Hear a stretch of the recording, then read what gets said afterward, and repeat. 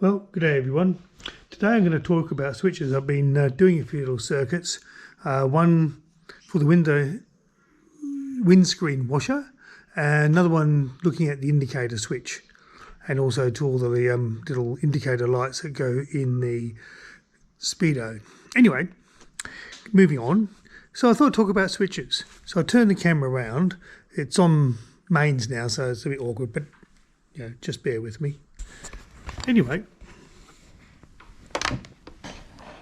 there we go. So we've got three switches. They look all the same.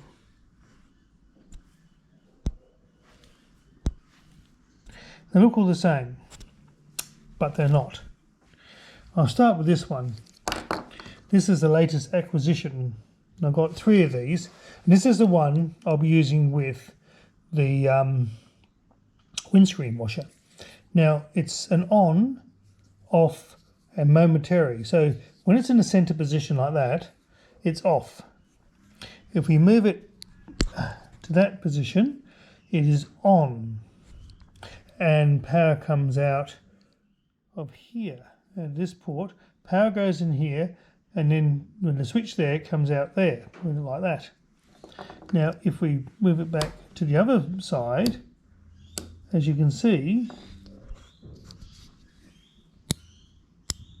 it returns to the center. So that's a momentary switch, only on when it's pressed forward.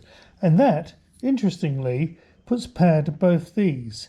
So you could be running two accessories off that on the momentary switch. Now, what I've done here, you can see this bit.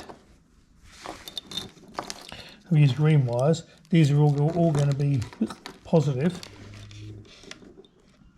So we've got the power going in, and we've got a wire on the permanent out and momentary. So what we'll be able to do with this one is, when it's in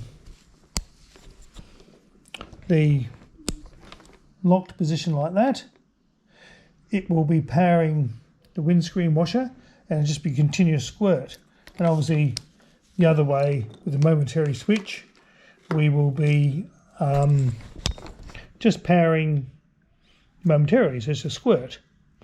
And so I've got them both going into the positive lead, so they'll provide power whichever way they want to do it.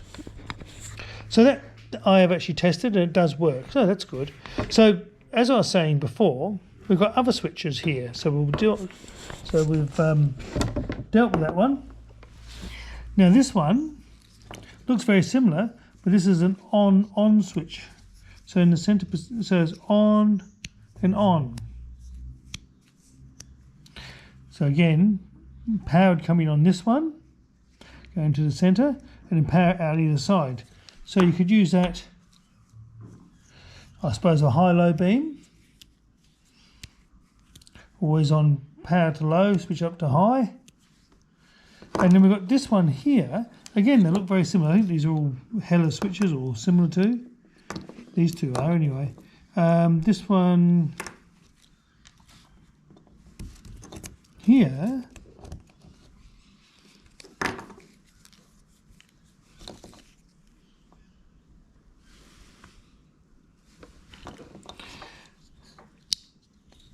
is similar again. Again, this would be good for, so it's on and on again. So it's very similar to the other one. Yep. So there. So there's just some different switches, and you sort of, as you can imagine, have to marry the right switch with what you want it to do. Whether you want something to be on permanently, or you want it to be turned on off, or left right.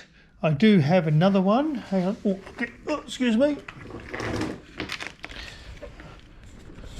And this one is the indicator one. Again, it looks very similar. That's in the center is off, on, and on the other way.